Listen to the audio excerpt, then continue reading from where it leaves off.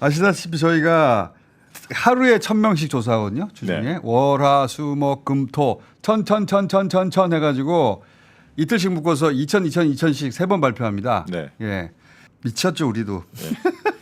그런데 지난 주말 금토. 금토 그러니까 금토에 일부 반영이 된 거예요. 그렇죠. 일부 반영됐죠. 네, 토요일날 이 일이 벌어졌으니까. 왜냐하면 그 민주당이 52.5가 나왔는데요. 직전주에 비해서 2.8%가 포인트가 상승을 했었고. 왜냐하면 이게 민주당 이게 안 오르면 이상한 거죠. 그렇죠. 국민의힘은 4.1% 빠진 30.4가 나서 양당 간의 격차가 22.1 크게 벌어졌습니다. 이거는 가장 혼란스러울 때 조사한 그렇죠. 거예요. 국민의힘에서 후보를 바꾸고 막 난리법석했을 때니까 이거 다시 이제 좁혀지긴 할 텐데 그때 여론은 어땠느냐? 딱 잘라보면 이렇게 버러진 거죠. 20대 남자들이 좀 멘붕에 빠졌는데요. 민주당 26.6, 국민의힘이 26.2, 그다음에 개혁신당 19.1로 20대 남자는 확 20대 쪼개졌습니다. 남자에서 민주당이 처음으로 이겼어요. 예, 처음으로 이겼어요. 20대 남자에서 20대 남성이 이제 70대 이상하고 거의 동기화돼 있었는데 처음으로 20대 남성에서 민주당이 이겼다. 그게 이제 어마어마한 일을 해낸 거예요. 대단합니다, 한덕수. 예. 자, 그래서 뭐 더 벌어질 수밖에 없는 시점에 저희가 조사한 거니까 감안하고 보세요. 더 벌어졌다. 정권 교체 그러니까 당연히 더 교체 높아지죠. 예, 64.7에서 68.9로 껑충 뛰었고요. 정권 연장 의견이 또 더 줄어서 27.4까지 떨어져. 거의 3배 수준으로도 가고 있어요. 그렇습니다. 네, 2배 수준에서. 리얼미터는 이제 참고로 55대 이제 한 40 정도. 55까지 올라왔어요? 예, 그러니까 15% 정도 차이 나는데 꽃에서는 이제 훨씬 더 큰 격차. 예, 조사 시점 차이도 있죠. 이제 그리고 가장 전화 심할 때 면접 조사 특징이 또 있습니다, 분명히. 예. 그렇죠. 네. 그리고 대선 주자 선호도는 우리가 이 조사를 실시할 때까지만 하더라도 한덕수, 김문수 확정되지 않았기 때문에 그렇습니다. 둘 다 넣어서 해봤거든요. 이재명 대표가 51.9가 나왔는데요. 지난주에 비해서 4.6% 포인트가 상승을 했습니다. 그러니까 저희 조사는 금토여서 그 국민의힘의 그 대난장이 벌어질 때 조사한 거라 더욱 이재명 후보가 올라갔고 한덕수, 김문수는 더 줄어들었어요. 그렇죠. 과거에는 여성층에서 원래 이재명 대표가 압도했는데 이번엔 남성층에서 이재명 대표의 지지율이 52.4, 여성층에서 51.5로 남성층이 아까 20대 남자나 이런 층에서 바뀌었기 때문에 그거는 올라갔습니다. 이재명 후보 뭘 잘해서가 아니라 국민의힘이 자폭을 해서 그렇죠. 워낙 자폭을 해가지고 이거는 진짜 너무한다고 빠져나왔고 리얼미터 조사에서는 51.6이었는데 거의 비슷하게 51.9%. 지금 이 정도 수치면 50% 이상 득표가 좀 유력해 보입니다. 그렇죠. 55%까지는 갈 수 있는 그 이게 우리 조사만 그런 게 아니라 대부분 조사 거의 모든 조사가 이재명 후보가 이제 50%가 넘었어요. 그렇습니다. 그러니까 50에서 55 정도를 상수로 봐야 될 것 같고요. 나머지 부분을 합쳐서 오느냐 아니면 나눠서 오느냐의 부분만 남아 있는 이준석과 김문수로 확정됐으니까 김문수가 합치느냐 아니냐.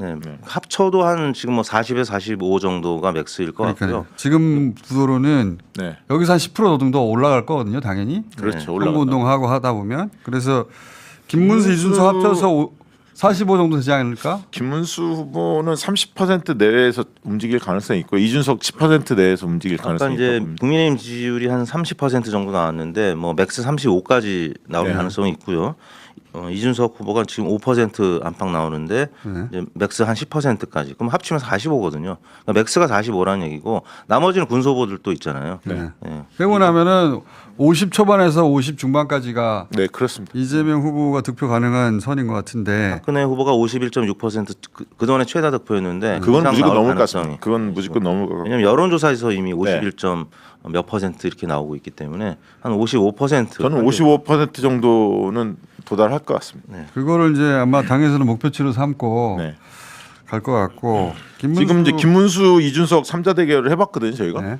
해봤는데 이재명 대표 54, 김문수 20.6, 이준석 6.9가 나왔는데 흥미로운 것은 한덕수 지지층이 과연 어떻게 그 반영이 됐는지를 봤더니 한덕수 다자 대결에서 지지했던 사람들 중에 김문수를 지지하는 사람은 56.9에 불과했습니다. 절반 정도밖에 안 넘어갔어요. 이준석 5.9, 기타 인물 12.7 이렇게 나왔고요. 이재명 대표로 오는 쪽은 1.4, 적합한 인물 없다 22.0, 잘 모르면 1.0 이렇게 분산이 됐습니다. 물론 마지막에 이제 점차 김문수 후보 쪽으로 모아지긴 하겠죠.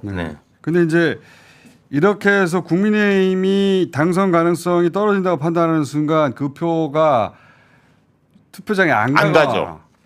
혹은 일부가 미래라고 이준석, 생각하고 이준석 쪽으로 가거나. 그래서 그렇습니다. 지금은 이준석 후보가 그 완주할 가능성이 아주 높죠. 아주 높아졌고 예. 이준석 후보가 자기 내심으로는 국민의힘 지지율과 비슷하게 하는 게 목표다 이렇게 세웠을 말은 거예요. 그렇게 하겠죠. 그렇게 세웠을 거예요. 예. 그렇게는 안 될 건데 네, 예. 그렇게 근데 10% 넘을 가능성 실제로 있어요. 네, 이번에 예. 국민의힘에 좀 실망한 분들이 이동할 가능성이 있기 네. 때문에 10% 이상 할 가능성은 높다고 봅니다. 토론을 3번 했거든요. 네. 네, 토론을 3번 해서 이준석 후보가 그걸 공략하겠죠. 네. 원래는 이재명을 공격해야 되는데 예. 저는 이제 김문수 후보도 비슷한 정도로 공략할 거라고 봐요.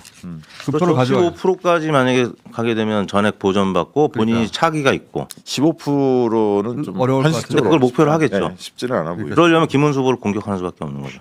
지금은 그렇게 몰표가 그쪽이기 때문에 그러니까 지난번에 2017년 탄핵 때 홍준표가 얻었던 표가 24%였거든요. 맞아요. 그러니까 김문수 후보가 무조건 뭐 30%, 35% 넘어간다고 장담할 수는 없습니다. 네, 근데 안철수 후보가 네. 20% 가져갔죠. 근데 그 안철수 표는 민주당 표도 꽤 있었거든요. 꽤 있었죠. 호남표가 있었기 때문에. 네, 꽤 있었는데 그 정도는 이준석이 안 되니까 네.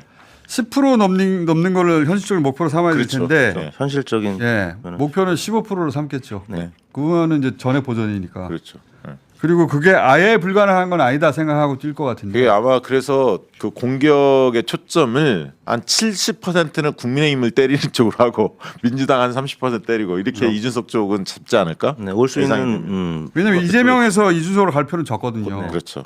그래서 최근에 노무현을 키워드로 잡았더라고요. 이준석 예? 후보가 예. 자기가 이제 노무현을 잇는다고 주장하던데 이거는 누가 이렇게 짜줬는지 모르겠는데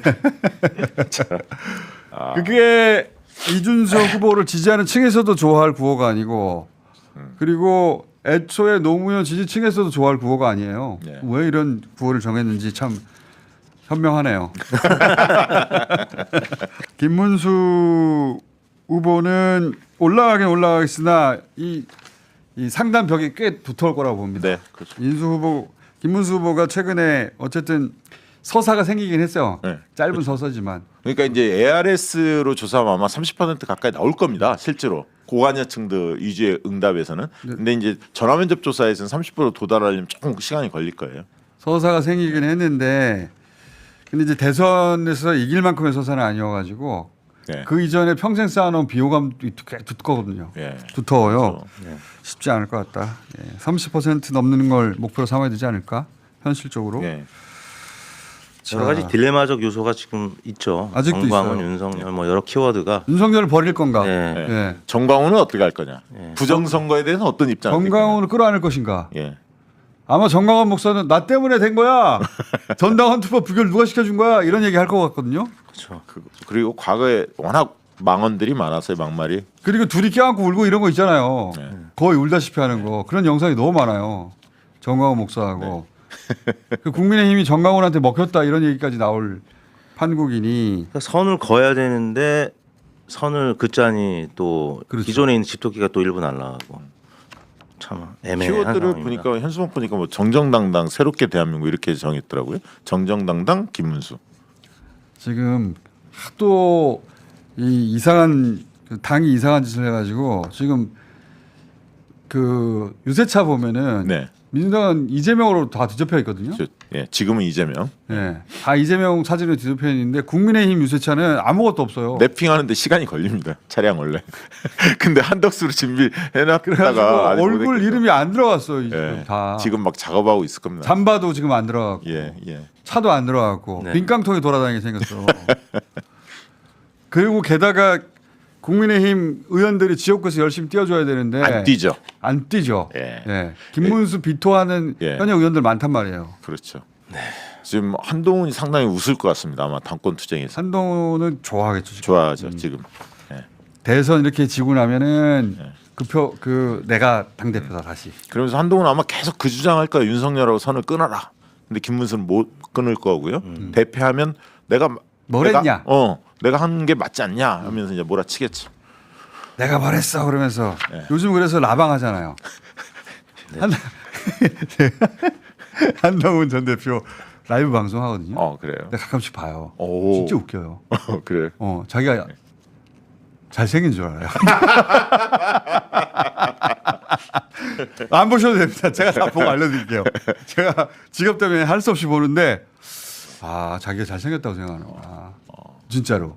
리얼미터도 비슷비슷하게 나옵니다. 다 그냥. 네, 지난주 수목금 조사했기 때문에 이재명 대표는 이제 이미 50% 이상 나오고 있고요. 나머지 그 한덕수 후보가 김문수 후보보다 그때 한 다자구도에서는 한 2% 3% 포인트 뒤지는 걸로 나왔을 때, 그러니까 전화 면접에서는 팽팽하거나 조금 뒤졌는데 ARS 조사에서는 일부 리얼미터처럼 김문수가 이기는 조사가 김문수가 좀 이기는 조사들이 나왔죠. KSY도 그랬었고. 그래서 김문수가 오히려 한덕수를 이긴다. 네.